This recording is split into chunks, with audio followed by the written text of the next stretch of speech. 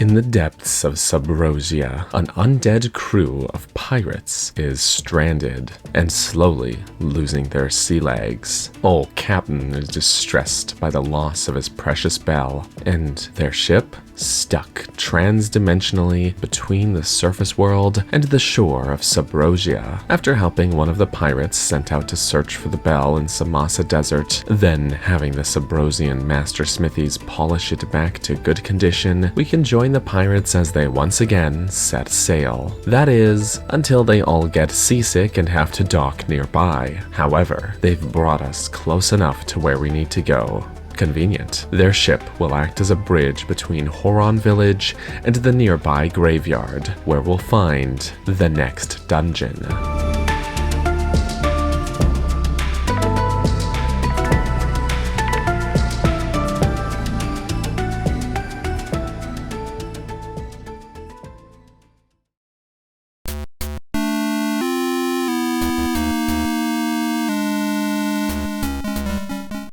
Welcome to the Explorer's Crypt, an aptly named dungeon for one placed in the corner of a graveyard. And might I just add that this dungeon is wonderful. But let's start with the aesthetics. Things here are pretty good. We have solid visual theming with a unique floor and wall tile set, and cohesive color palette. The place is, as the name implies, a crypt. And while there could have been greater strides made to imply that in the architecture itself, I think overall that there's enough in here to support that, particularly with these graves, which are important for both the atmosphere as well as the upcoming puzzles. Additionally, the dungeon's overall shape forms a skull, or rather 3 different skulls, one for each of its 3 floors. While it may not be the most visually striking place, considering the hardware it was made for, it gets by no problem if you ask me. My favorite part of the visuals here is the use of darkness, which adds to the spooky atmosphere, as well as contributes to those same aforementioned puzzles. We'll circle back to that in a moment though. The music here is pretty decent too. Of course, it's not going to be super catchy, but it's clear they were going for a more spooky sort of ambient feeling with this track, which I think they pulled off pretty wonderfully, especially with the use of echo. That said, it's not so ambient that it lacks any sort of rhythm. There's an element of danger that comes through pretty clear as the track goes through the motions, swinging between calm and spooky, and those brief moments where things pick up.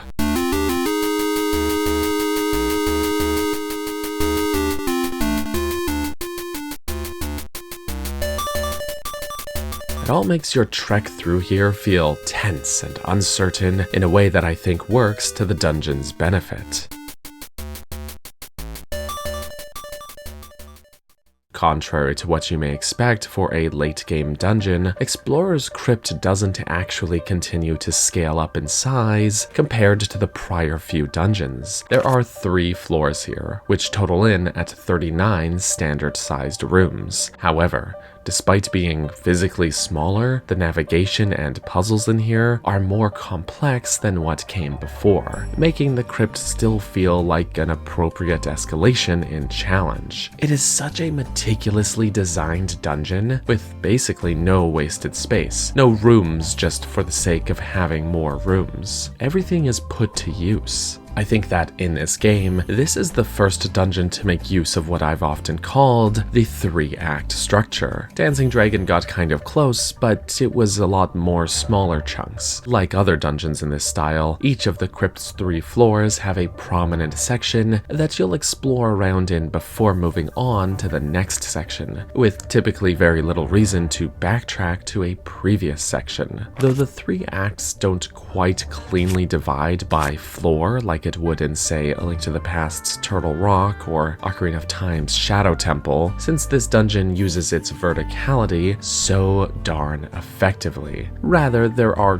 curated sections of each floor that you'll visit in various orders as you bounce up and down, but there isn't a singular core central room or area that you'll be crisscrossing throughout the entirety of the dungeon. Instead, there's a constant sense of pressing onwards, containing a winding series series of branching paths, forks in the road, corridors that loop in on themselves, and important obstacles to take mental notes of and revisit after obtaining the dungeon item or completing a puzzle. I've talked before about the old treasure chest tease, the idea of being able to see a tantalizing treasure chest that you can't reach yet, something to tease you, which makes it all the more satisfying when you do finally get to open it up. And honestly, I think that is the core conceit of Explorer's Crypt, a sense of setup and payoff. Constantly, the dungeon is showing you things, not just treasure chests, but sometimes a puzzle you need to approach from another angle, or an obstacle you don't yet have the means to pass. Sometimes it's even something as simple as a locked door or block that you're made to walk past, or a portion of a room that is sectioned off. And of course, yes, a couple of treasure chests that you can't reach yet. Regardless, the concept remains the same.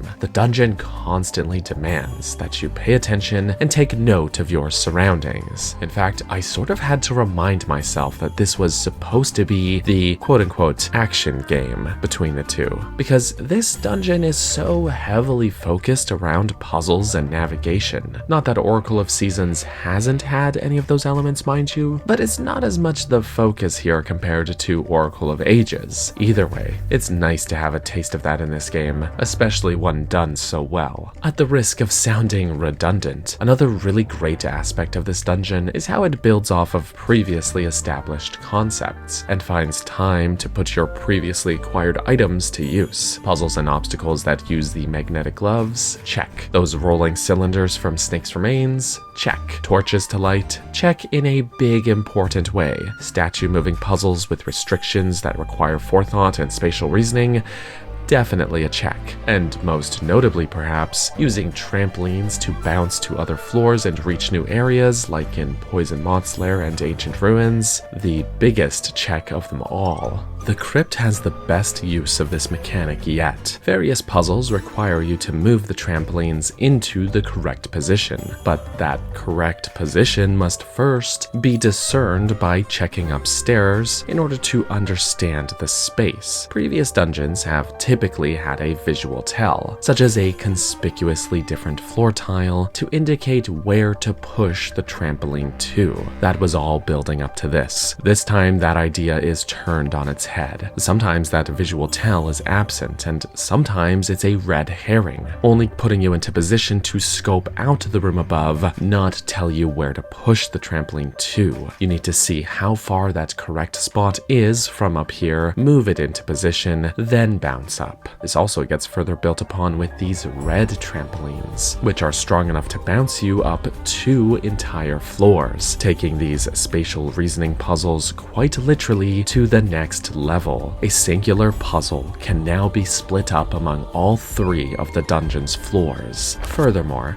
there are entirely isolated rooms on the map that are only reachable by finding your way to either the room above or below and traveling vertically. I've talked at length before about dungeons having a disjointed feeling, and I guess I just don't experience that here with this mechanic, compared to, say, the side-scrolling sections that have otherwise been used in many of the game's other dungeons. They're notably absent here and in the Ancient Ruins before this, and I think that these 2 dungeons are actually better for it, avoiding that disjointed feeling by connecting the rooms vertically rather than artificially. Another great feature that makes this dungeon stand out is its inclusion of the Poe sisters, not the quartet from the likes of the Forest Temple and Arbiter's Grounds, but rather a duo. Despite there being half as many of them here compared to those other examples, the 2 that we get are far more involved in the dungeon. They are central to several puzzles, as well as working in tandem with the level design to funnel you in the correct direction. Let's look at the specifics. First, there is this room on the top floor. This room is cursed. There are 4 torches that go out in quick succession, acting as a countdown,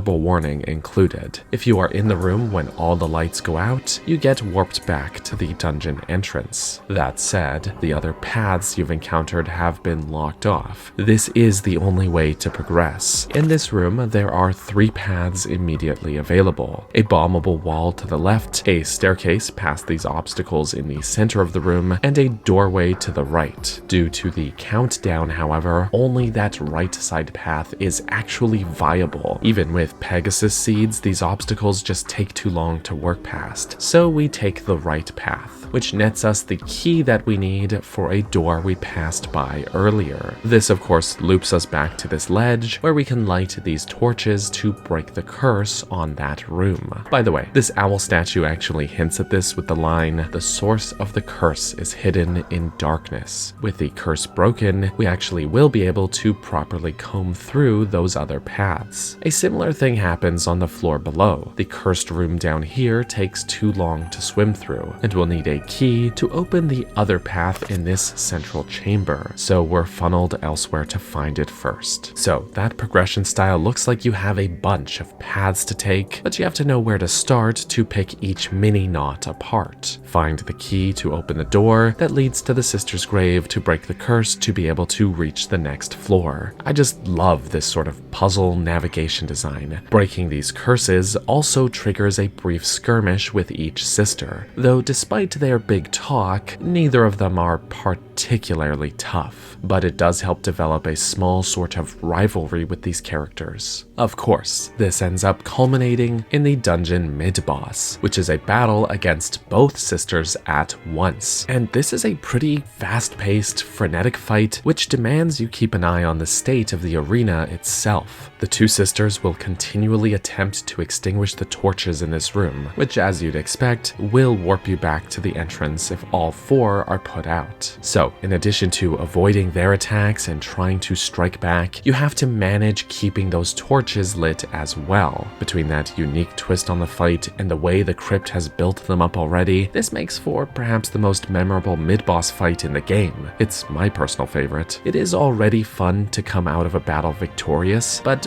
when your opponents have been harassing you all the way through the dungeon up until this point, it's all the more satisfying. It's that setup and payoff. Speaking of payoff, the dungeon item here is the Rock's Cape. This is a fun one, but of course I'm always a fan of items that improve your mobility or make moving about more interesting. The Rock's Cape is basically an upgrade to your existing Rock's Feather, allowing you to jump over much larger gaps, especially when combined with your Pegasus seeds, which you will need for at least one puzzle. The dungeon has been having us trod past various gaps and chasms that we couldn't cross before, but now can with the increased jumping distance and added control. Or rather, I guess it's more of a jump and glide. Either way, this adds an interesting platforming element to some of these rooms, and despite being so generous in terms of sheer jump distance, that's no problem for such a late game item if you ask me. Though 2 dungeon items in a row essentially being upgrades to existing items is a little less exciting than just finding unique new tools, but it is nowhere near a deal breaker, especially considering just how fun it is to use this thing. It's implemented well, it works. So with all of that said, after delving deeper into the depths of this crypt and solving this multi-floor puzzle involving these gem switches and later this staircase labyrinth, we can confront the dungeon boss.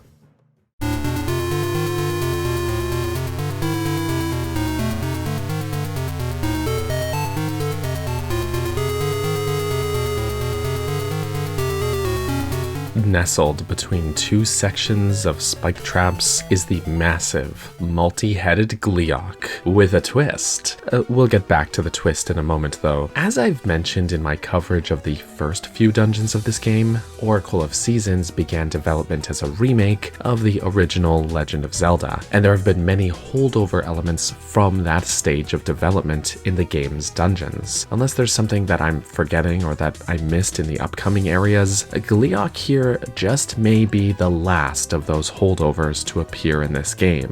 While various versions of Gleeok have appeared, though with nowhere near the frequency of, say, Goma, most recently showing up in Tears of the Kingdom and Age of Imprisonment, this is Gleeok's first reappearance since the NES version, and unfortunately, he didn't quite get as significant of a glow-up as his contemporaries did. I think his appearance is fairly comparable to his Zelda 1 sprite, a little better even. He's a bit more rotund now, and he's lost the spines on his back, but he certainly doesn't look bad for a Game Boy Color sprite. But compared to the likes of Aquamentus, Dodongo, Goma, Dick Dogger, and Manhandla, Gleeok pales in comparison, lacking a lot of the expressiveness and level of detail that those other bosses had, which is too bad. So in terms of visuals, Gleeok's base appearance is just okay. This is still a pretty fun battle though. Gleeok's body remains stationary while his heads sway and shoot fire blasts at you, and when you've struck his weak point, his heads enough, they'll detach and ricochet around the arena. So between that and the fire blasts, this makes the fight overall fairly chaotic.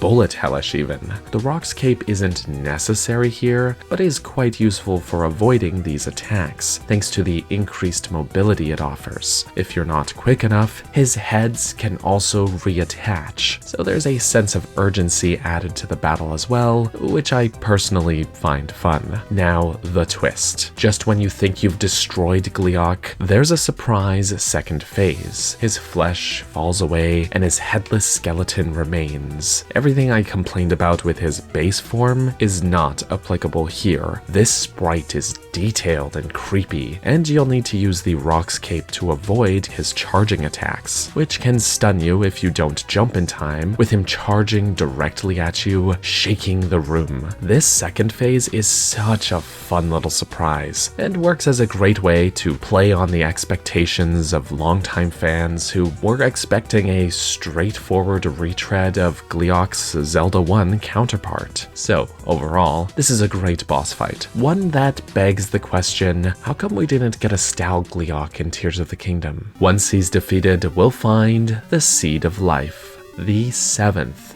essence of nature.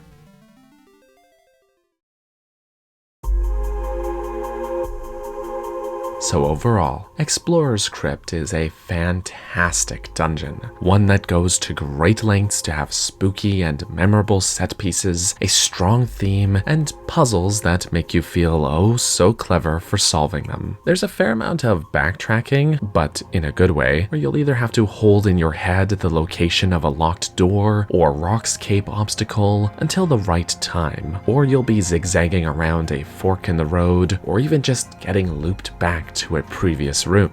The only thing this dungeon really lacks is a core central room, which is already a tall order for a 3-act dungeon like this, but that's no big deal honestly because it executes so well on everything. And while I tend to like those bigger picture dungeons, this being one that pushes you onward constantly, deeper into its depths, is a welcome one, especially when the theme is supposed to be spooky. Still, for Seasons being the action game, it's just such a pleasure to get some real brain teasers that make me stop and have to consider the mechanics. I particularly like the puzzle in this room.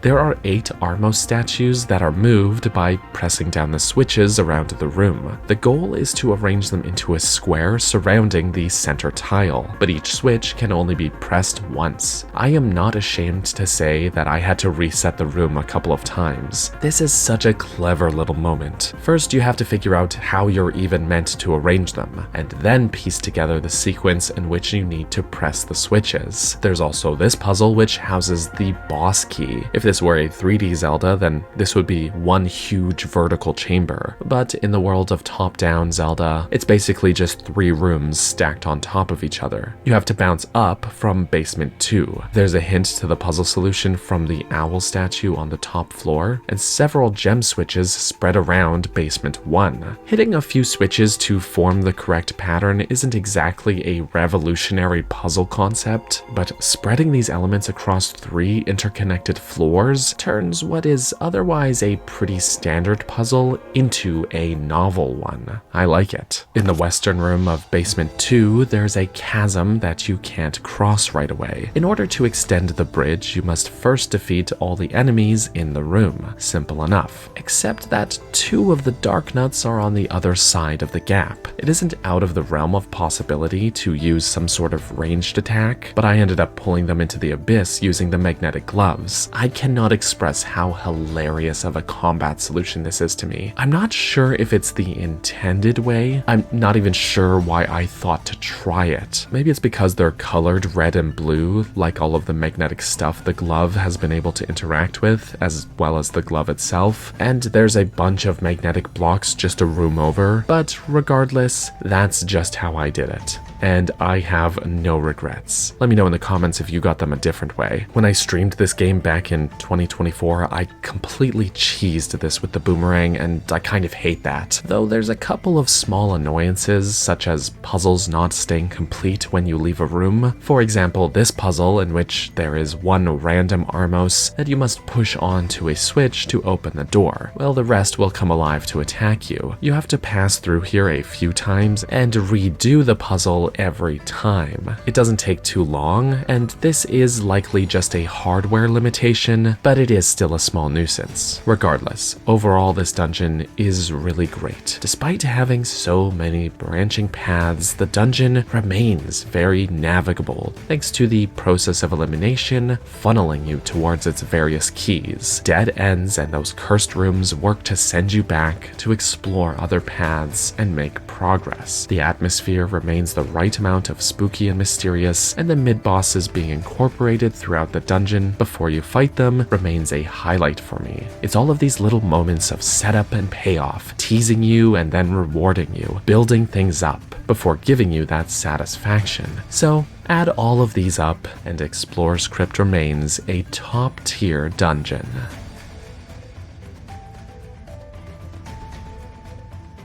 Thank you so much for watching. Special thanks goes out to my channel members here on YouTube, as well as my supporters on Patreon, the names of which you're seeing on screen right now. You all are awesome. Again, thank you so much for watching, and I hope you have a lovely rest of your day. Bye-bye.